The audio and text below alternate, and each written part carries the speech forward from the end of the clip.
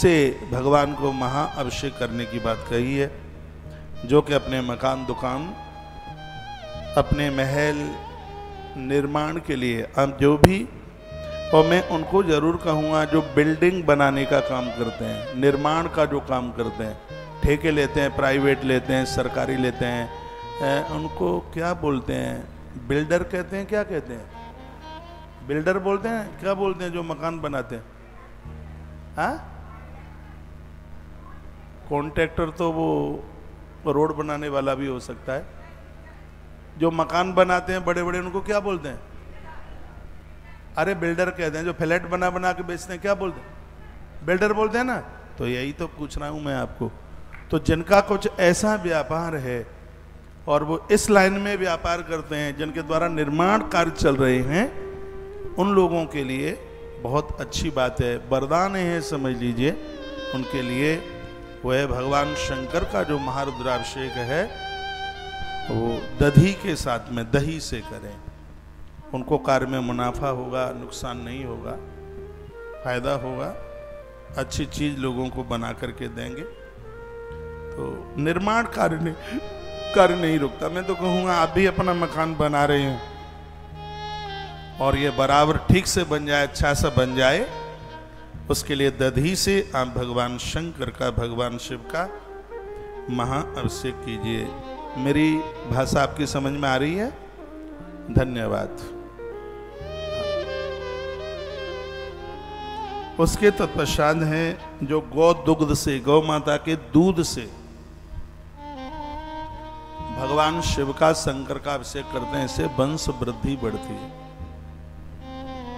Bell बढ़ती है, वंश। ये दो चीजें ऐसी हैं वंश वृद्धि के लिए, एक है दूध और एक है भस्म।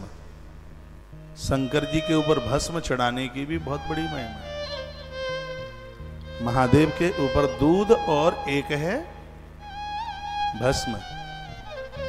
भस्म के द्वारा परिवार की वृद्धि होती है, परिवार टूटता नहीं है।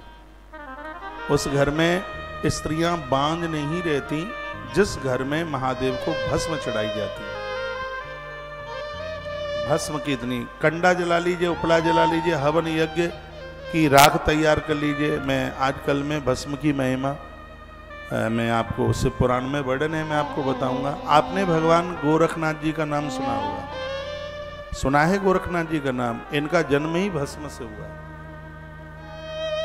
आपके पास टाइम हो तो मैं 2 मिनट में कथा सुना दूं इनके जन्म की। गोरखनाथ जी भगवान का प्राकट्य किस प्रकार से हुआ। मच्छंदर नाथ बहुत अच्छे महात्मा हुए थे, अच्छे सन्यासी थे, उस युग के बहुत बढ़िया थे। मच्छंदर नाथ ने बहुत तप किया, भगवान शंकर की साधना सिद्ध हो गई। भोलेनाथ उनके सामने आके प्रकट हो गए। भोलेनाथ सामने आके प्रकट हुए। उन्होंने षडाक्षर मंत्र का जप बहुत लंबे समय तक किया था, ओम नमः शिवाय। और वो प्रकट हो गए, भगवान शंकर प्रकट हो गए। और भगवान भोलेनाथ ने कहा वरदान मांगिए। मच्छंदर नाथ चरणों में गिर पड़े। कहा भगवान आपका दर्शन हो गया, अब कुछ नहीं चाहता। भगवान ने कहा कि मेरा दर्शन तो कुछ मांगने को होता है, मम दर्शन फल परम अनुपा। हमारा जो दर्शन है वो कुछ तो देता है भक्त को, मांग ले। जो भगत है वो तो कुछ मांगता ही नहीं है। मच्छंद्र नाथ ने कहा मुझे काय की जरूरत है, मुझे पता ही नहीं है, मुझे क्या चाहिए मुझे यही नहीं पता। तो भगवान शंकर ने कहा तुम्हारे माध्यम से मेरी एक संप्रदाय तैयार होगी, लोग उसको नाथ संप्रदाय के नाम से जानेंगे। शंकर बोले कहा तुम 9 महात्मा होगे और तुम 9 महात्माओं के द्वारा इस संप्रदाय को बहुत आगे बढ़ाया जाएगा और मेरी विभूति का तुम प्रचार करो। मेरी विभूति जिस किसी बांझ नारी को भी तुम दे दोगे, यह मेरा वरदान है मच्छंदर, उस विभूति के द्वारा संतान का जन्म हो जाएगा। भगवान शंकर बोले। भोलेनाथ ऐसा कहकर के प्रकट हो गए, अंतर्ध्यान हो गए। मच्छंदर नाथ कभी चूल्हा तो सुलगाते नहीं थे। सुनिए, भिक्षा मांग करके काम चलता था। नाथ संप्रदाय बड़ी अच्छी संप्रदाय। हमारे यूपी के बाबा महात्मा योगी इसी संप्रदाय के महापुरुष हैं। वो आनंद की बात यह है कि हमारा जो सन्यास परंपरा है या बैरागी लोग हैं, ये परम सनातनी है। इनके द्वारा सनातन बड़ा मजबूत है, गढ़ा हुआ है, नहीं तो बड़ी मुश्किलें हो जाती। हमारे जितने नागा महात्मा है, नागा साधु हैं, वो सब सनातनी है, वो जिनसे धर्म बड़ा मजबूत है। तो ये महात्मा मच्छंद्र नाथ ने देश भ्रमण किया। एक दरवाजे पर जो मिल जाता था उससे ये गुजारा कर लेते थे। एक दिन की बात थी, एक किसी दरवाजे पर जाके आवाज लगाई, अलाप निरंजन, आवाज लगाई। अंदर से एक देवी एक थाल भर करके खाने पीने की सामग्री सामान लेकर के आई। वो दे रही थी, लेकिन उसके चेहरे पर कुछ उदासी थी। महात्मा मच्छंद्र ने कहा, बेटी, देते समय जिसके चेहरे पर उदासी हो उसके हाथ का कुछ लेना नहीं चाहिए, इसलिए हमें तुम्हारे घर की भिक्षा नहीं चाहिए। तुम्हारे चेहरे पर उदासी है। उस देवी ने कहा, योगी,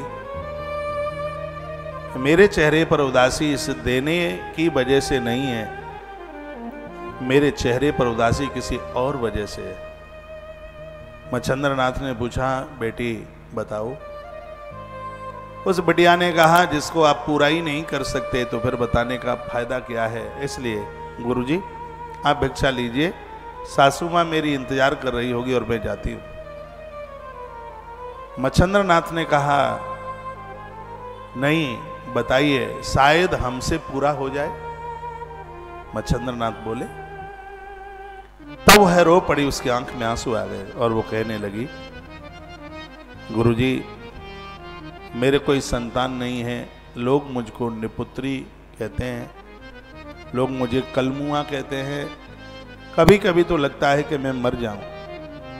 कभी मैं रिश्तेदारी में जाती हूं तो मेरा बड़ा अपमान होता है। मेरे कोई संतान नहीं। गुरु गोरखनाथ जी के ऊपर एक फिल्म बनी थी बहुत टाइम पहले, और उसमें एक भजन गाया गया था, 2-3 पंक्तियां, थोड़ा गुनगुनाएंगे, अच्छा लगेगा गाने में। वह देवी महात्मा मच्छंद्र नाथ इसे योगी से प्रार्थना करती है और क्या कहती है, स्वर दें, सुनने में अच्छा लगेगा, बढ़िया लगेगा, सुनिए।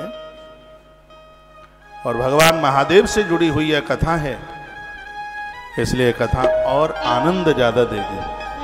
स्वर दो।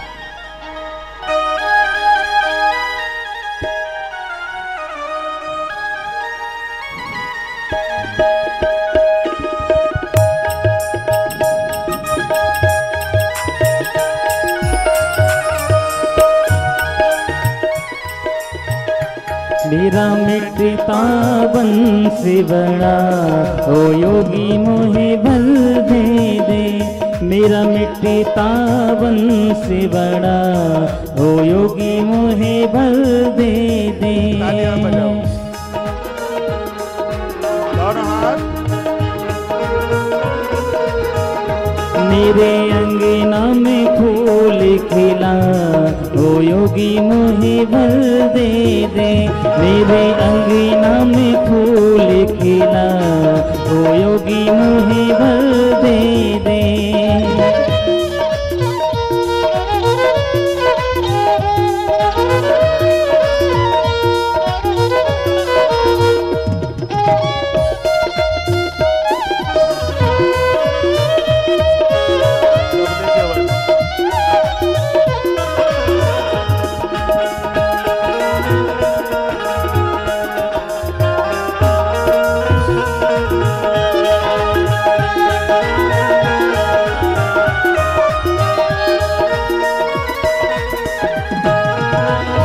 मावन नारी का सपना, मावन नारी का सपना, मावन नारी का सपना, सपना पूर्ण हो कब अपना, सपना पूर्ण हो कब अपना।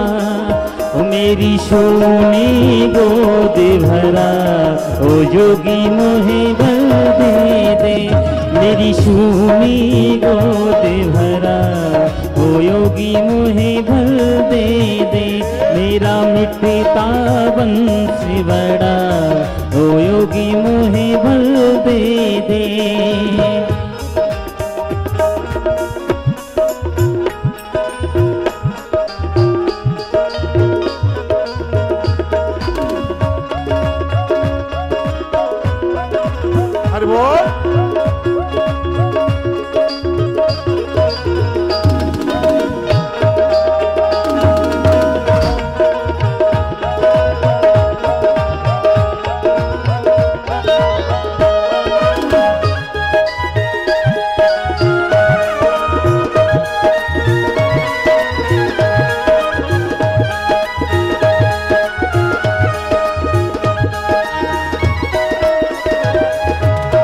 हर कोई मुझको बांझी पुकारे, हर कोई मुझको बांझी पुकारे। कल मोही कहे ताने मारे, कल मोही कहे ताने मारे। मेरा बुझता दीप जला ओ जोगी मोहे बल दे दे, मेरा बुझता दीप जला ओ योगी मोहे बल दे दे।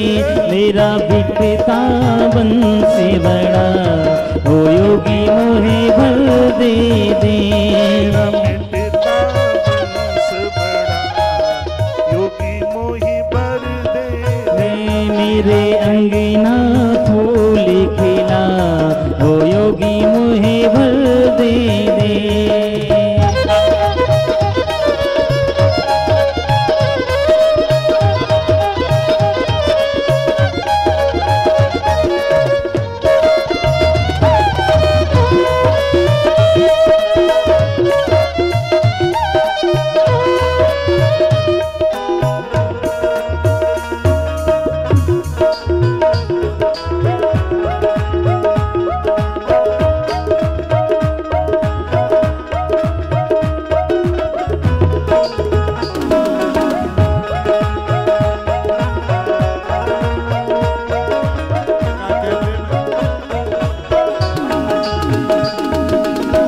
एक साधु की करती सेवा, एक साधु की करती सेवा।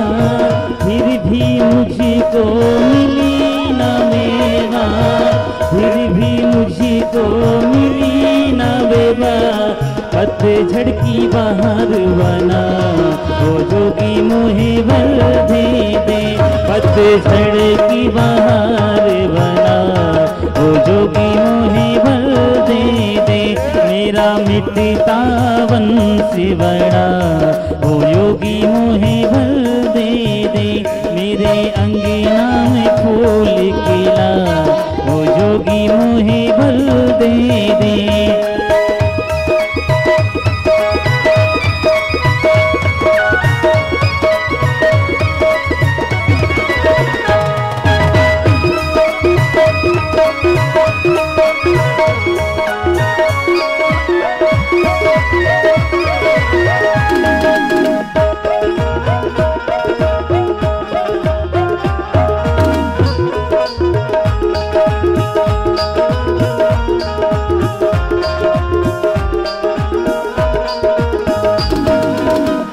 मावन नारी का सपना, सपना पूर्ण हो कब अपना।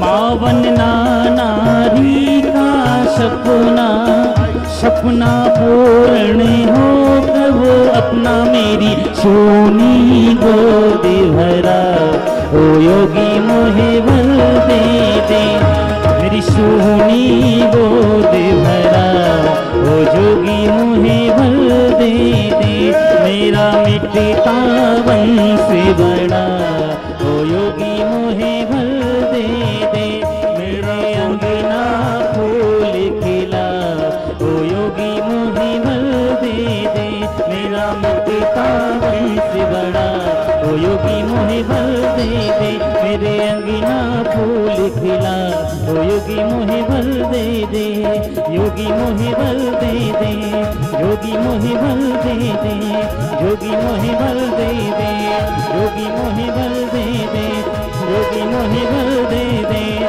जोगिया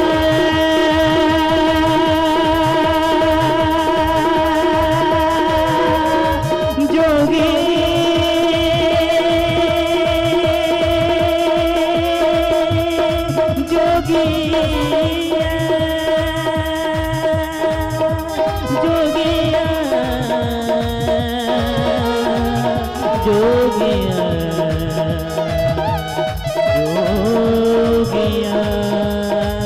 मेरा मिटता वंश बड़ा, ओ योगी मोहे बल दे दे, मेरा मिटता वंश बड़ा, ओ योगी मोहे बल दे दे, मेरा मिटता वंश बड़ा, ओ योगी मोहे बल दे दे, योगी मोहे बल, योगी मोहे बल दे दे, योगी मोहे बल दे दे, योगी मोहे बल दे दे, योगी मोहे बल दे दे।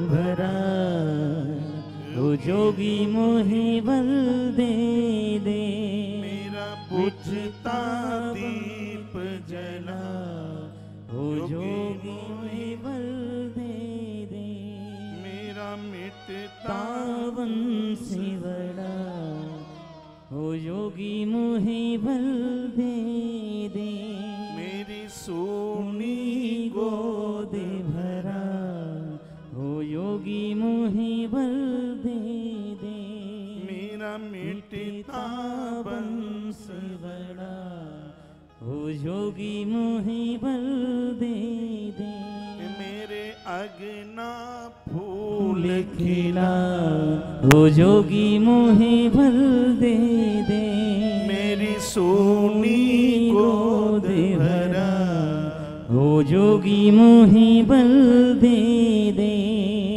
बोलिए शंकर भगवान की जय, महाकालेश्वरनाथ भगवान की जय नमः पार्वती पतये हर हर महा।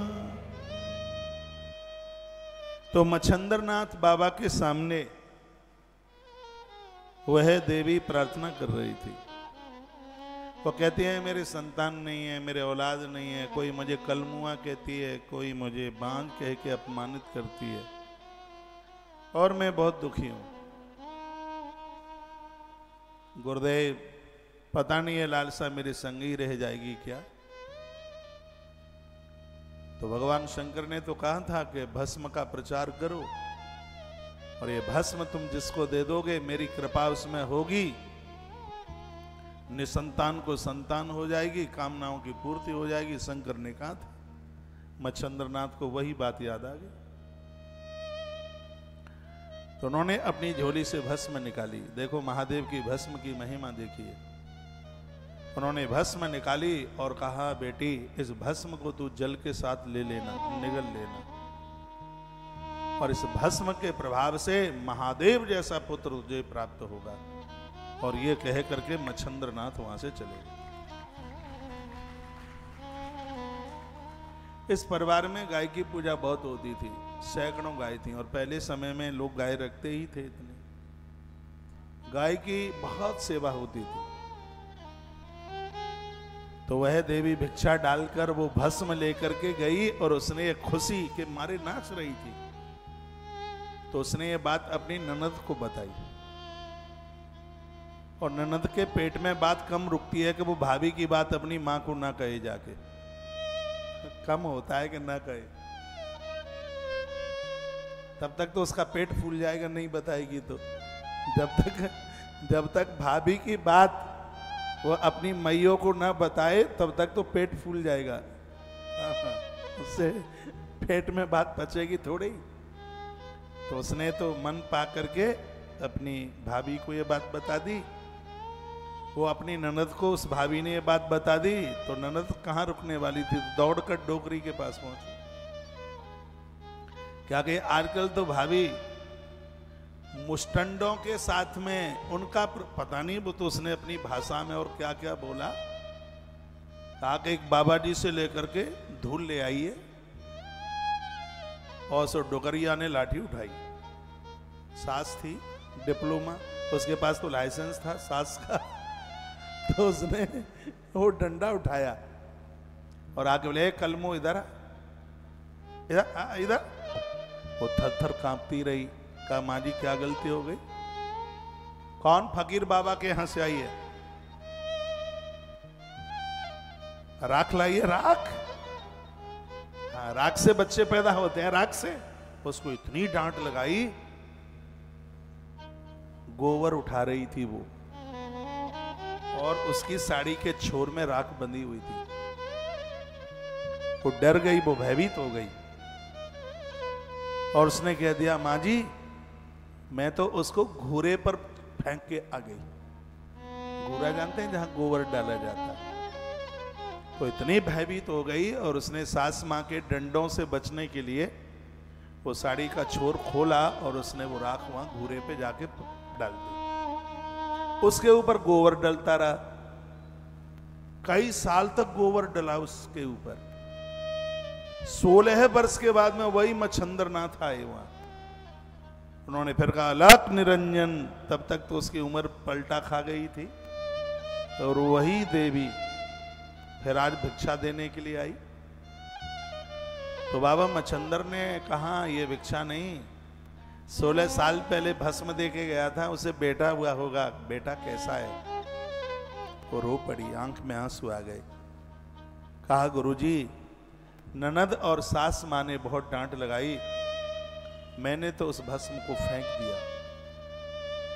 मच्छंद्र ने कहा, शंकर की वाणी, संतान के लिए भस्म दी जाए और संतान ना हो, ऐसा कैसे हो सकता है? तो उन्हें भस्म कहाँ फेंकी? तो उसने वो घूरे की तरफ इशारा किया, जहां गैया का गोबर डलता था, वो इशारा किया कि यहां डाला। मच्छंद्र ने नेत्र बंद किए, समाधि लगाई, और गोबर के नीचे दबा हुआ बच्चा मच्छंद्रनाथ ने अपनी समाधि में देख लिया। और उन्होंने कहा, बेटा। गोबर के नीचे से आवाज आई, गुरुजी। गुरुदेव मच्छंद्रनाथ ने गोबर उठाया, जिंदे बच्चे को बाहर निकाला, बच्चा छड़ों में गिर पड़ा। मच्छंद्रनाथ ने उसे कंठ लगा लिया, और बेटे ने कहा, गुरुदेव मेरा नाम रखिए। तो गुरुदेव ने कहा, तू शिव अवतारी है, शंकर ही तेरे रूप में है। 16 वर्ष तक गौ माता ने तुझे रखा है, इसलिए मैं तेरा नाम गोरख रखता हूं, इसलिए उनका नाम गोरख हुआ। गौ माता ने 16 वर्ष उसको दुग्ध अपना पिलाया, उसकी रक्षा करी। साक्षात भगवान शंकर ही और गोरखनाथ प्रभु के रूप में। जिस समय भर्तहरि जी महाराज उज्जैन में थे, उस समय महात्मा गोरखनाथ भी यहीं थे। एक अमर फल आकाश से गिरा था, इसी उज्जैन में भगवान गोरखनाथ ने वह अमर फल अपने शिष्य भर्तहरि को दिया था, और जिस अमर फल के द्वारा ही तो भर्तहरि को वैराग्य हुआ था। कैसे वैराग्य हुआ था, 1 मिनट और हो तो और सुना दूं फिर। हाँ, कैसे वैराग्य हुआ था सुनिए। भर्तहरि की घरवाली ज्यादा सुंदर थी। कोई चीज अति से ज्यादा सुंदर हो तो वो भी ठीक नहीं है ना, इसलिए थोड़ा मीडियम हो तो ज्यादा ठीक है। हाँ, थोड़ा पति और पत्नी का मिलता हो आपस में, एक ज्यादा सुंदर हो और एक कम सुंदर हो तो वहां ज्यादा ठीक नहीं है, ज्यादा बढ़िया नहीं है। भर्तहरि राजा उतने सुंदर थे नहीं, और घरवाली ज्यादा सुंदर थी। इतनी सुंदर थी कि भर्तहरि जब वो निकलती थी तो उसके ऊपर छाता ले लेके चलते थे, कहीं गोरा चमड़ा काला ना हो जाए। वो बड़ा ध्यान रखते थे अपनी गृहिणी का। तो एक दिन की बात, गुरुदेव को लगा कि ये तो ऐसा भोगों में डूब गया है, इसका कल्याण कैसे होगा। इसको मैं सीधे बोलूं कि पत्नी से इतना प्रेम मत किया कर, तो ये मानने वाला नहीं है, क्या करें। गुरुजी ने चिंता जताई और गुरु लोग शिष्यों के लिए बड़े चिंतित होते हैं। एक दिन की बात थी, वो अपनी आराधना साधना पूजा में बैठे थे, आकाश में से एक फल आके गिरा और गुरुजी ने उठाया और कहा, अरे जिसके पास में फल होगा वो बूढ़ा नहीं होगा, उसके राज्य में अकाल दुकाल नहीं पड़ेगा, उसको रोग नहीं घेरेंगे। तो गोरखनाथ जी ने कहा, बहुत बड़ी प्रजा का राजा है मेरा शिष्य भर्तहरि, विक्रमादित्य का राज भर्तहरि के बाद आया है, तो क्यों नहीं ये मैं अपने शिष्य को अमर फल दे दूं।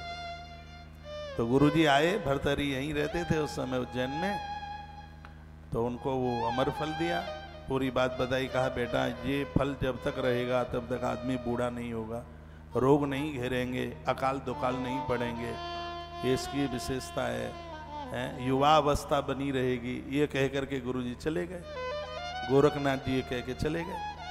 अब भर्तहरि को लगा कि मेरी पत्नी बहुत सुंदर है, क्यों ना ये फल घरवाली को दे दूं सो वो कभी बूढ़ी ना हो। उनके मन में ऐसी बात आई, तो वो अपने पत्नी के युवा अवस्था की चिंता करते हुए उन्होंने वह फल अपनी घरवाली को दे दिया। राजा ने, भर्तहरि ने अपनी घरवाली को दे दिया और पूरी बात बताई कि जब तक ये फल रहेगा तब तक कोई बूढ़ा नहीं होगा, युवा अवस्था बनी रहेगी। तो ये कह करके भर्तहरि चले आए अपनी राजगद्दी की तरफ। अब उनकी घरवाली ने सोचा कि इस फल की इतनी बड़ी महिमा है, तो राजा का सेनापति मुझसे बड़ा प्रेम करता है, क्यों ना ये फल मैं उसे दे दूं तो वो कभी बूढ़ा ना हो। हाँ, तो वो उसे प्रेम करती थी, सेनापति को। तो सेनापति आया, उसने ये फल उसे दे दिया। अब बोर तो नहीं हो रहे हैं, तो मैं गैर बदल दूंगा कथा का। तो उसने वो फल, ये बात इसलिए कही जा रही है, संसार में जब ये लगता है कि हम उसे बहुत प्रेम कर रहे हैं तो वो भी हमें कर रहा होगा। नहीं महाराज, ये दुरंगा है संसार, ये दिखने में कुछ और लगता है, परखने में कुछ और लगता है। राजा भर्तहरि अपनी घरवाली को प्रेम करता है, लेकिन घरवाली नहीं करती, वो सेनापति से प्रेम करती है। सेनापति आया और उसने वह फल उसे दे दिया, उसे कह दिया ये संभाल के रखना, तुम बूढ़े नहीं होंगे कभी। वो बड़ा मुस्कुरा करके खुश होकर के ले गया फल। अब वो सोचने लगा कि नगर की वेश्या मुझसे बहुत प्रेम करती है, क्यों नहीं ये फल मैं उस वेश्या को दे दूं। देखो ढोल में पोल देखो, ये तो सोच रही है राजा की रानी के सेनापति हमें प्रेम करता है, लेकिन वो नगर की गड़का को, वेश्या को प्रेम करता है।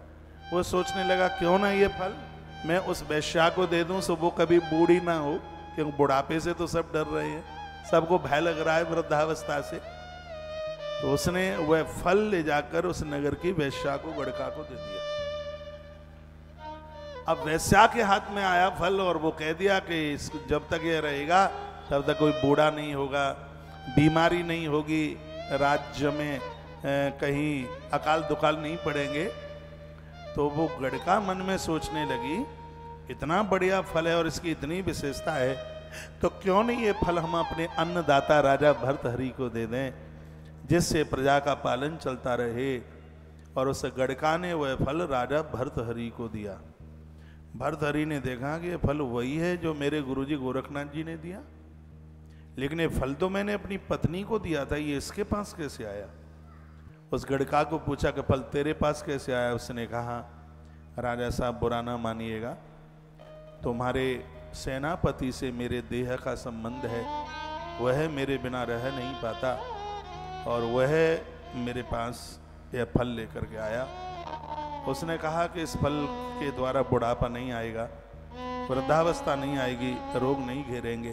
तो मेरे मन में बात आई, पूरी प्रजा को भर्तहरि जैसे राजा की जरूरत है। राजा साहब आप तो साक्षात भगवान हैं, और भगवान की ही तरह मैंने समझ करके कभी मैं, आप जानते हैं कि आपकी राजधानी में जो सुंदर स्त्रियां हैं, मेरे बराबर किसी का सौंदर्य नहीं है, लेकिन हे राजन तुम्हारे अंदर कितनी गुणवत्ता है।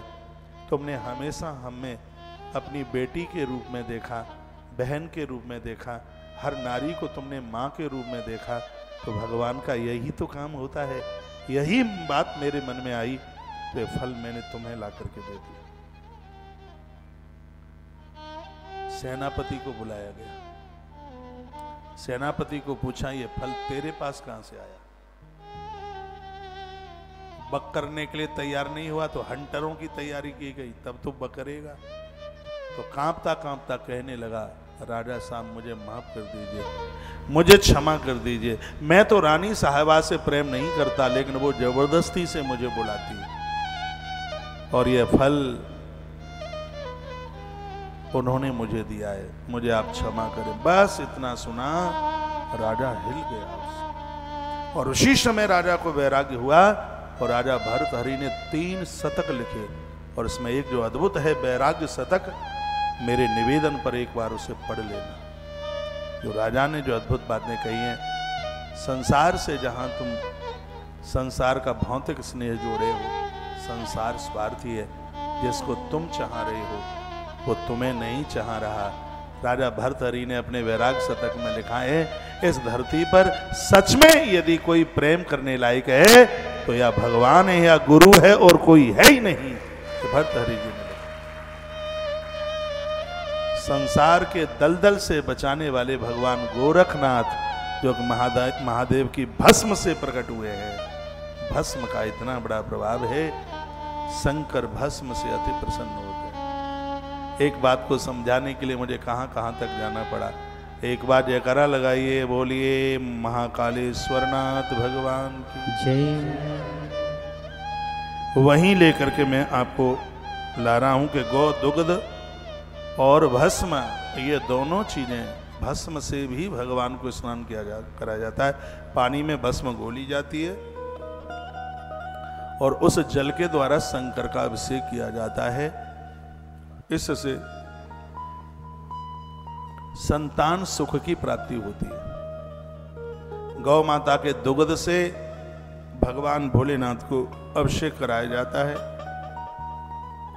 इससे संतान सुख प्राप्त होता है, संतान वृद्धि होती है।